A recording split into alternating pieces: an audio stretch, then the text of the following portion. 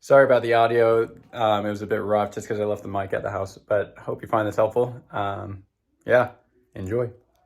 Hey, so here's the quick video on basically freeing up your knees for your skiing.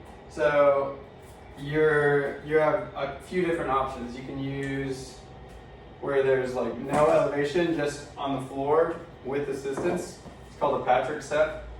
Have your one leg out in front of you. You're gonna lean back, get a little bit of tension on this working leg over here. I should have demoed the other leg. So you're gonna lean back, send your 1 foot forward, keeping your torso in line with your leg going forward, and then popping back up, not bringing your foot back to a resting position. You wanna keep that leg up to kind of maintain that good working tension. You're just gonna go through reps here. When you're doing here, we recommend around like 25 reps each on either leg.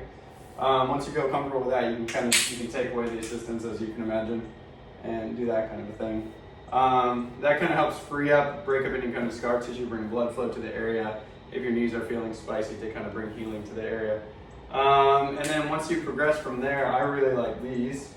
Once you start adding elevation, you can get creative with this. You can use stairs, steps, whatever. I just have a step here. And you can do these while keeping your foot flat. And instead of reaching your foot forward, what you'd actually be doing is you're just going to have your 1 foot up and keeping your torso vertical this time rather than in line with your foot. You're going to be dropping your heel to the floor and then coming back up. Dropping your heel to the floor and coming back up.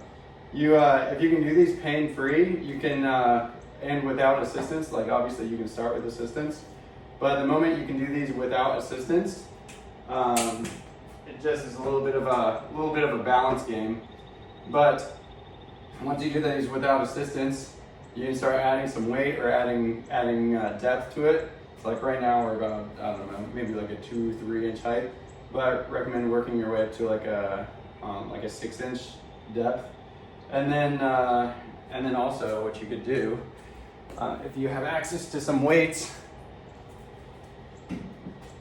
you can just hold some dumbbells or anything like that. And again, just slowly lower yourself down, tap your foot to the ground, and then come back up. And just go through reps of these.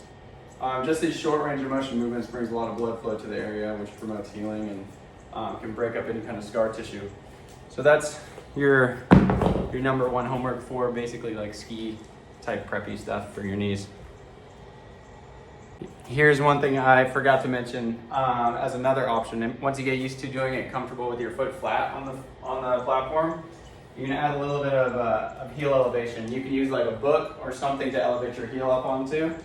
And what this does is actually puts a little bit more intention on the connective tissue around the knee. So instead of the ankle taking more of the load, it biases that connective tissue around the knee, so you'll feel a lot more tension in that area. So again, it's the same concept. You have your heel elevated essentially. So you slowly control your other heel to the ground, tapping back up. And notice, like I said, you're working your heel to the ground. You're not coming here and then pushing back up with that foot that's into the floor. It's as strict as can be, going down and up, tapping your heel to the floor. Yeah, I'll go to the next thing. So your next thing is the split squat. So just to make things simple, you can use anything of any kind of elevation to scale the exercise. So right now I just happen to have a bench around me. You can use a PVC pipe to help with balance or some tension if your knees are especially tender. Get your foot up as high as needed. Back foot stays on the ball of the foot just to maintain tension in that back leg. Driving your knee forward until your hamstring covers your calf. Once you feel comfortable with repping through these, again, you can see me going through the reps. My back heel stays off the ground just to maintain that tension. And you're just working your knee through its fullest range of motion. Again, break up scar tissue and everything. And then once you get used to that, making a video for enjoying skiing. So once you get used to that, you can just use a lower elevation, aka like a little box. Obviously this is a big jump, but if you go to a lower elevation, you can use poles for assistance if you need to.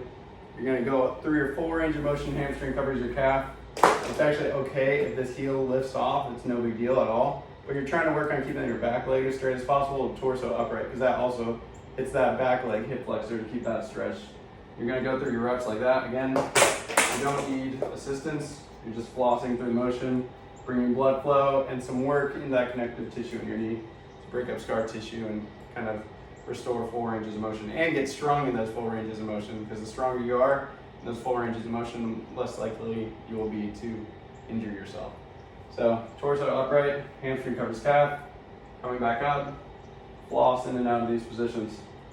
But again, you don't need to do that big of a jump. You can find something that kind of scales. Like if you have access to stairs, it's beautiful because you can go from high to a little bit lower, a little bit lower, a little bit lower. But you can get creative with it. Anyways, that's your homework.